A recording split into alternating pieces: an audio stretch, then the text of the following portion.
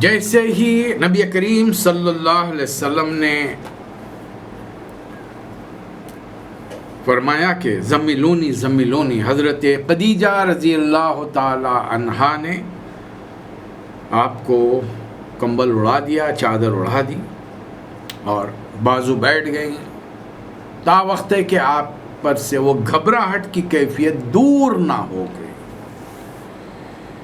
جب گھبراہٹ کی کیفیت دور ہوئی تو نبی کریم صلی اللہ علیہ وسلم نے پورا واقعہ سنایا اور فرمایا لقد خشیت علی نفسی، مجھے اپنی جان کا ڈر لگتا ہے، خوف۔ اس پر ام المومنین نے فرمایا اور نبی کریم صلی اللہ علیہ وسلم کی رسالت کی تصدیق فرمائی۔ الفاظ سنیے کیا پیارے الفاظ، مختصر الفاظ میں حضرت خدیجہ رضی اللہ تعالی عنہا نے نبی کریم صلی اللہ علیہ وسلم کی پوری حیات مبارکہ نچوڑ رکھا ہے۔ کاللہ واللہ، ہرگز نہیں، اللہ کی قسم ایسا نہیں ہو سکتا۔ ما یخزیک اللہ ابدا، اللہ تعالیٰ آپ کو کبھی رسوا نہیں کرے گا۔ کیوں؟ انک لتصل الرحم، آپ صلہ رحمی کرتے ہیں، اور تحمل الکل، بے سہاروں کا بوجھ اٹھاتے ہیں، وہ تکسب المعدوم، تنگ دست لوگوں کی مدد کرتے ہیں، وہ تقری الضیف، مہمان کی میزبانی کرتے ہیں، وہ تعین علی نوائب الحق، اور حق کے سلسلے میں پیش آنے والے مصائب میں مدد فرماتے ہیں۔ آپ کو جان کر تعجب ہوگا کہ جب ایک لمبے عرصے کے بعد میں مکے کے حالات خراب ہو گئے، حضرت ابوبکر صدیق رضی اللہ تعالیٰ عنہ نے رسول اللہ صلی اللہ علیہ وسلم سے اجازت دی، مکہ چھوڑ کر جا رہے تھے، راستے میں ایک بڑا سردار ابن دغنہ ملا، پوچھا کہاں جا رہے ہو؟ کہا کہ بھئی تمہاری قوم مجھے رہنے نہیں دیتی، بہت ستا رہی ہے، اس لیے میں جا رہا ہوں۔ انہوں نے کہا کہ نہیں ابوبکر، تم اس معاشرے کے جوہر ہو، تم اس بستی کو چھوڑ کے نہیں جا سکتے۔ اور وہی الفاظ دہرائے جو حضرت خدیجہ نے نبی کریم صلی اللہ علیہ وسلم کے لیے فرمایا۔ ایک بیوی اپنے شوہر کے، ذرا غور کر کے دیکھیے، سنیے، اپنے بارے میں سوچیے، ہم اپنے بارے میں سوچیں، شادی شدہ لوگ، ہماری بیویاں ہم پر اتنا اعتماد کرتی ہیں، بھروسہ کرتی ہیں، نبی مان لے سیدھا، منسٹر بن جائیں گے تو مان لیں گے، بڑے عہدیدار بن جائیں گے تو مان لیں گے، دینی رہنما بنیں گے تو پیچھے گھر کے نوکر بھی منہ چھپا چھپا کر ہنسنا شروع کریں گے۔ آپ کو معلوم ہے ایک دور آیا تھا، ایک حکمران کے زمانے میں پورے ملک میں نماز شروع ہو گئی تھی، اور کوئی نماز پڑھا، وہاں پر وہ لوگ بھی نماز پڑھا رہے ہیں جنہوں نے زندگی میں نماز نہیں پڑھی۔ اب یہ جب وضو کر کے جاتے ہیں تو ان کے ڈرائیور لوگ، چپراسی لوگ منہ پہ ہاتھ رکھ کے کھلکھلا کے ہنستے ہیں، صاحب زندگی میں کبھی نماز پڑھے، اتنے برسوں سے گاڑی چلا رہا ہوں، کبھی گھر پہ، دفتر میں، میٹنگوں میں نماز پڑھتے نہیں دیکھا، اور یہاں نماز پڑھیں۔ اب ایسے بڑے بڑے دفتروں میں جب نمازیں ہوتی تھی تو آپ کو جان کر تعجب ہوا کہ امامت آتی تھی بیچارے چپراسیوں، ڈرائیوروں کے حق میں، اس لیے کہ وہ تھوڑا بہت نماز پڑھ لیتے، اللہ سے ڈرتے، قرآن وغیرہ یاد تھا، ورنہ بڑے بڑے مشیروں، وزیروں کو تو سورہ اخلاص یاد نہیں ہے، قل واللہ احد، تو اس سے اندازہ لگائیے آپ۔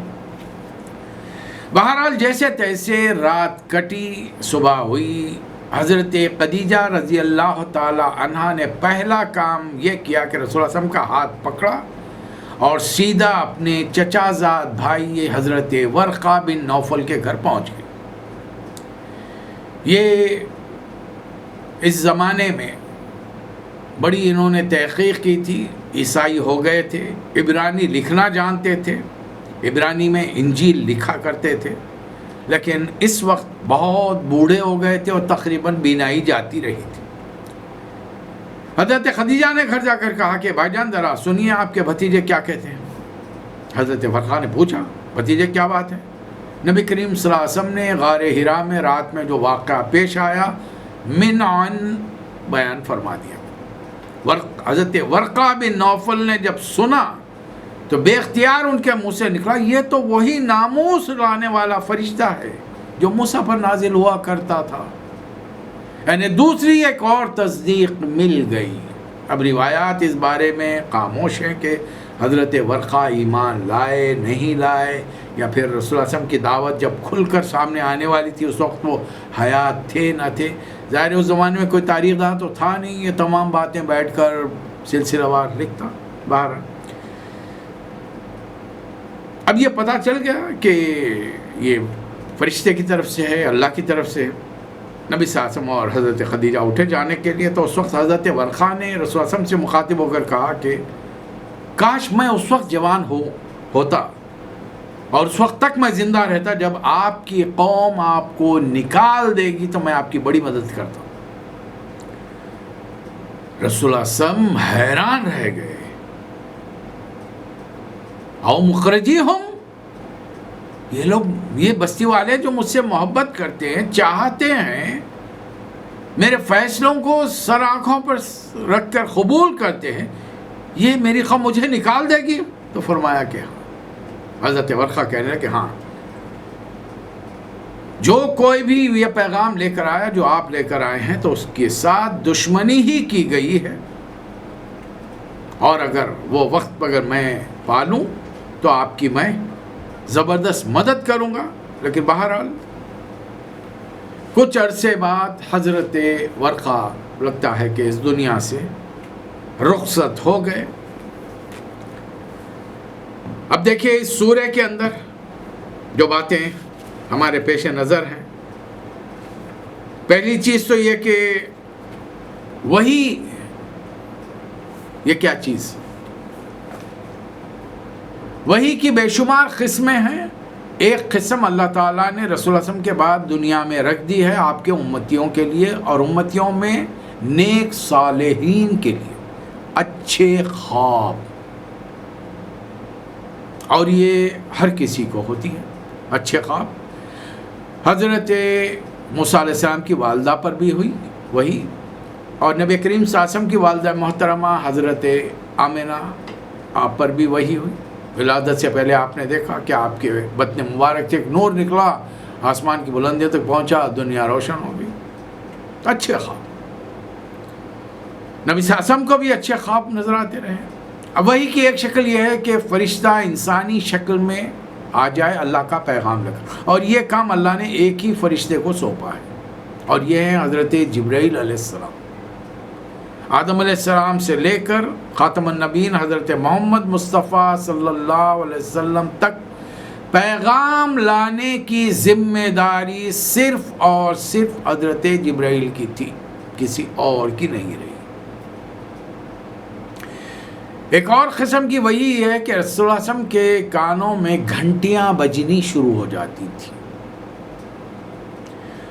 سننے میں تکلیف ہوتی، اور یہ بڑی وحی کی تکلیف دہ شکل تھی. سردی کے موسم میں بھی اس شدت اور تکلیف کی وجہ سے رسول اللہ صلی اللہ علیہ وسلم کی پیشانی مبارک پر پسینے کے قطرے آ جاتے تھے. اچھا، وحی کا جب نزول ہوتا تھا تو جسم مبارک پر، جسم اطہر پر بڑا بوجھ پڑتا تھا. ایک بار حضرت زید بن حارثہ جو رسول اللہ صلی اللہ علیہ وسلم سے 15 سال چھوٹے ہیں، اس کا مطلب کیا ہوا، رسول اللہ صلی اللہ علیہ وسلم اس وقت 40 سال کے، حضرت زید رضی اللہ تعالیٰ عنہ 25 سال کے نوجوان. آپ پر اچانک وہی نازل ہونی شروع ہوئی. نبی صلی اللہ علیہ وسلم ایسے بیٹھے ہیں کہ حضرت کے زید کے زانوں پر رسول اللہ صلی اللہ علیہ وسلم کا کی ران مبارک. حضرت زید کو محسوس ہونے لگا کہ میری ران کی ہڈی ٹوٹ جائے گی، حالانکہ انسانی جسم میں ران کی ہڈی بڑی مضبوط ہوتی ہے، زانوں بڑی مضبوط ہوتی ہے. ایک اور مرتبہ نبی کریم صلی اللہ علیہ وسلم اونٹنی پر سوار تھے، اچانک وہی شروع ہو گئی.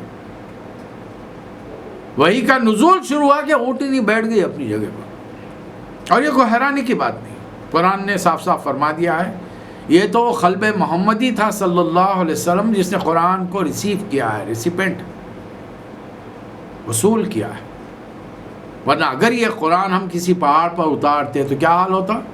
لو انزلنا هذا القرآن على جبل لرأيته خاشعا متصدعا من خشية الله. اگر یہ قرآن ہم کسی پہاڑ پر نازل کر دیتے تو اللہ کی خشیت اور ہیبت سے پھٹ جاتا، دھس جاتا زمین۔ ایک دوسری شکل یہ ہے کہ اللہ تعالیٰ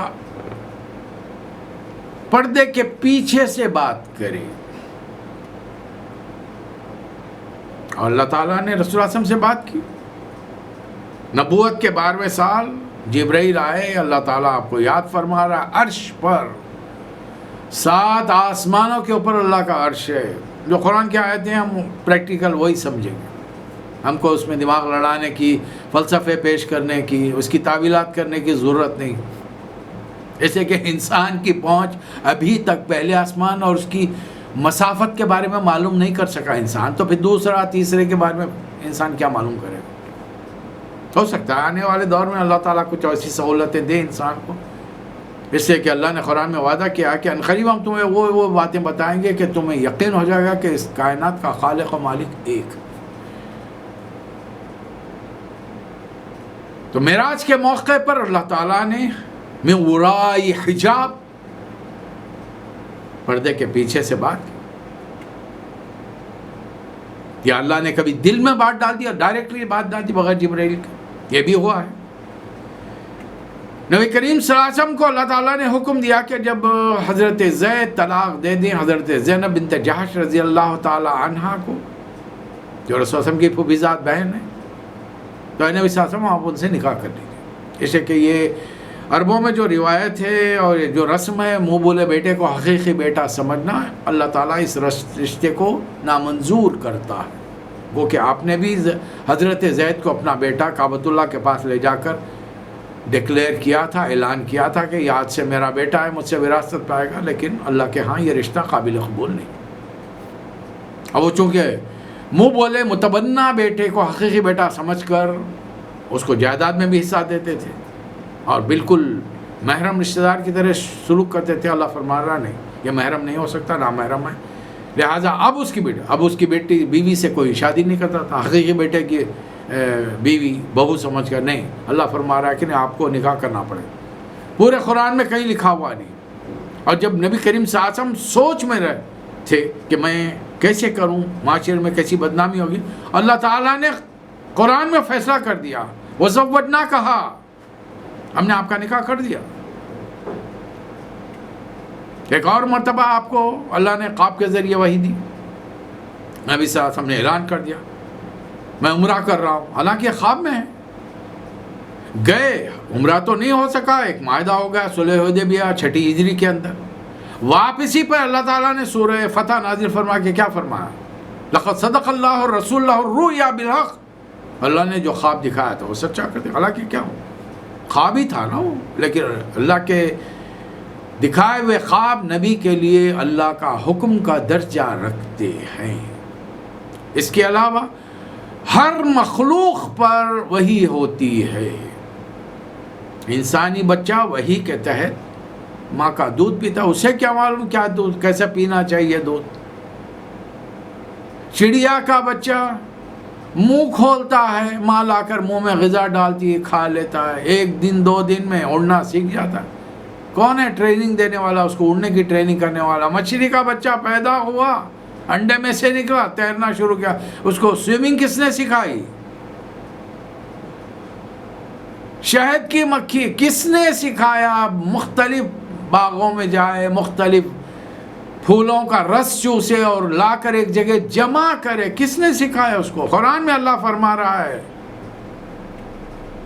تو اوحی الی النحل، ہم نے شہد کی مکھی پر وحی کی ہے۔ ہر مخلوق، یہ اشارے ہوتے ہیں۔ وحی کا بنیادی معنی یہ ہے کہ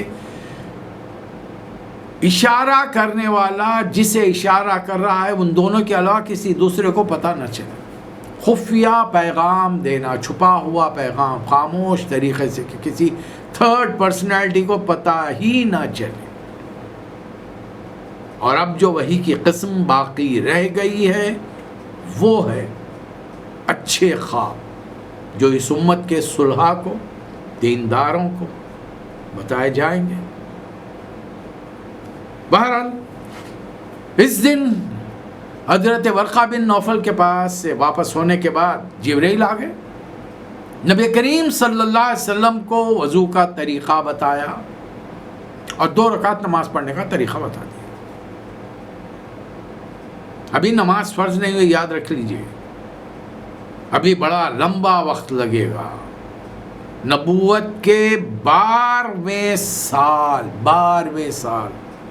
جب معراج النبی ہوگی، تب اللہ تعالیٰ رسول اللہ صلی اللہ علیہ وسلم کو تحفہ دے گا، امت کے لیے 50 نمازوں کا تحفہ۔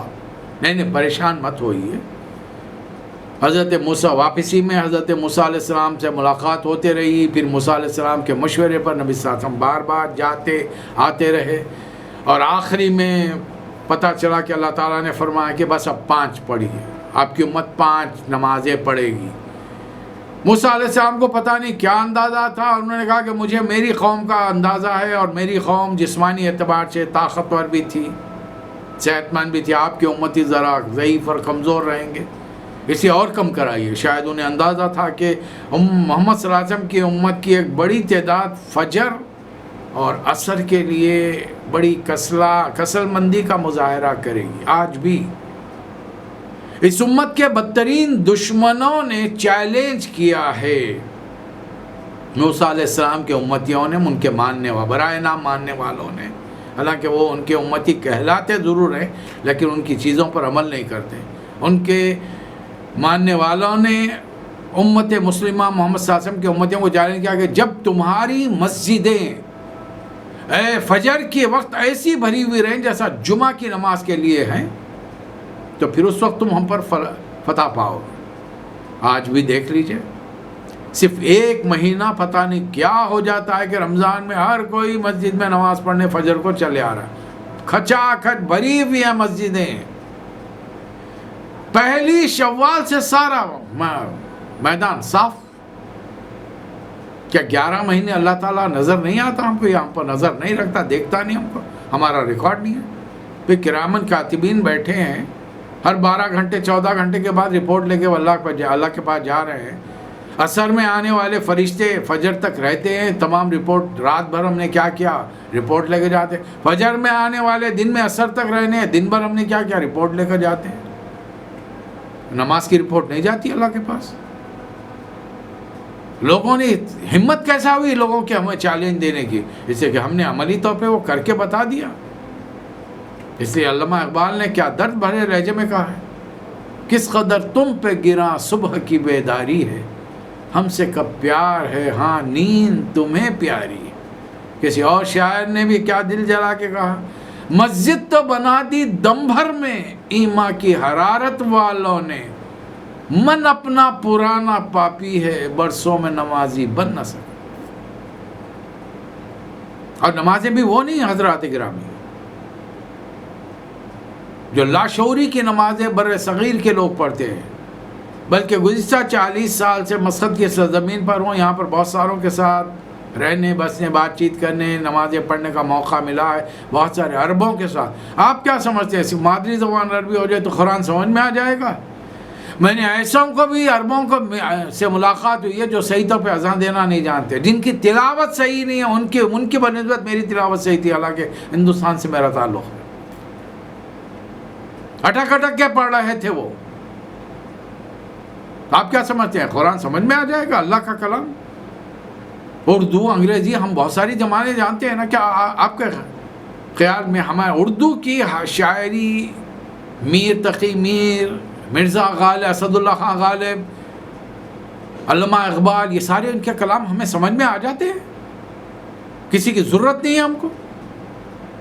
پہلے تو قرآن پڑھنے کا شوق نہیں، جو پڑھتے ہیں سمجھتے نہیں، جو سمجھتے ہیں اس پر عمل کرنے کی کوشش نہیں کرتے، اور جو عمل کرتے ہیں دوسرے تک پہنچانے کی رواداری نہیں ہے، اس کے لیے وقت ہی نہیں ہے، اتنے مصروف ہو گئے ہم۔ یہ تمام چیزیں ہمارے پیش نظر ہونی چاہیے۔ تو 5 وقت کی نمازوں کا تحفہ تو جب ہے، لیکن رسول اللہ صلی اللہ علیہ وسلم کے لیے آ گیا، اور یہ وقت کی پابندی کے ساتھ نہیں تھی۔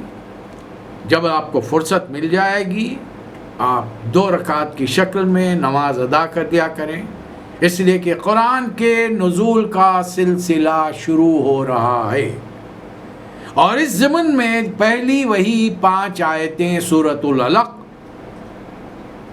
جو سیرت نبی میں میرا ٹائٹل جو ہے، عنوان ہے سیرت ان قرآن، اور اس میں نے قرآن مجید کے 114 سوروں کے نزول کی جو ترتیب رکھی ہے، ترتیب بنائی ہے، ایک خاص ترتیب بنائی ہے، اس لیے، لیکن اس دعوے کے ساتھ نہیں کہ یہ ترتیب ہی صحیح ہے، یہ میں نے اس لیے بنایا کہ آنے والی نوجوان نسلوں کو جو انگریزی میڈیم کی زیادہ فارغ ہیں، اور ہمارے وہ مسلمان بھائی جو جنہوں نے دین کے بارے میں سنا ہی نہیں، مسلمانوں کے گھروں میں پیدا ہو گئے، ان کے آسانی سے سمجھنے کے لیے تو 2 چیزیں، رسول اللہ صلی اللہ علیہ وسلم کی زندگی کے کچھ واقعات ان کے سامنے آ جائیں گے، اور قرآن مجید کے ان سوروں کا مختصر خلاصہ ان کے سامنے آ جائے گا، تو یہ بات ان کے ذہن نشین ہو جائے گی کہ اس قرآن میں ہمارے نبی کے زندگی کے واقعات ہیں، یعنی قرآن رسول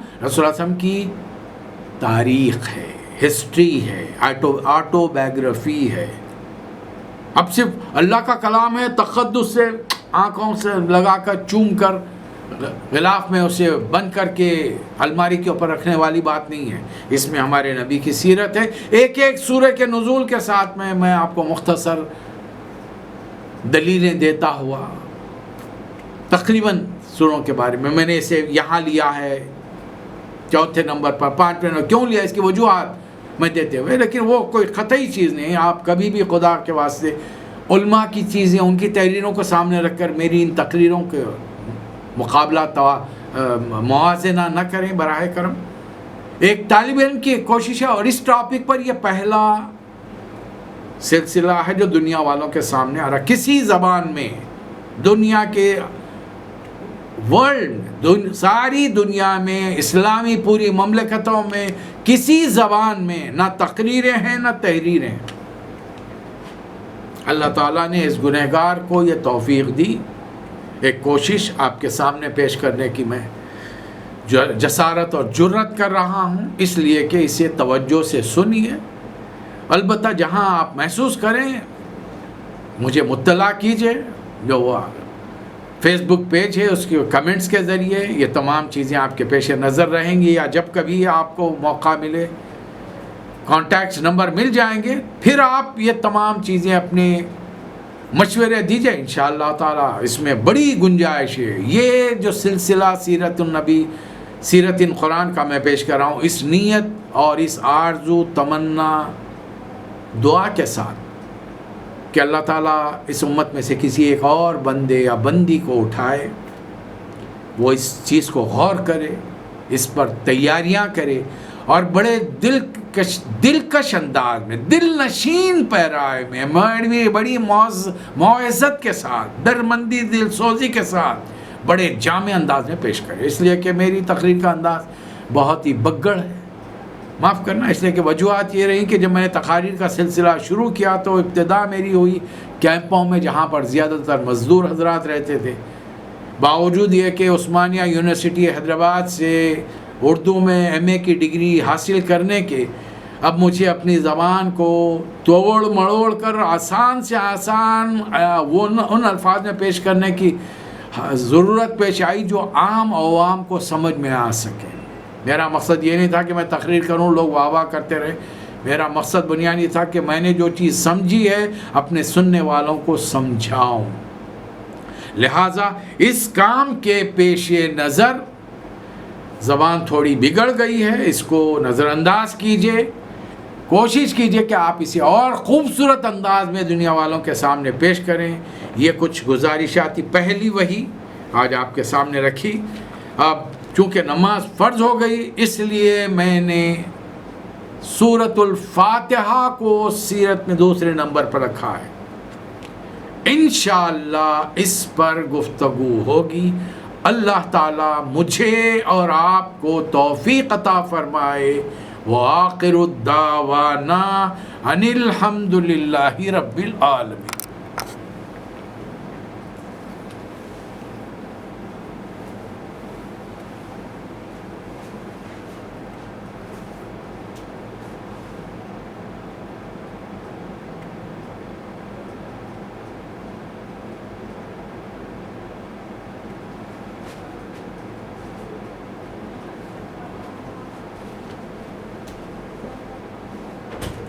کہا کہا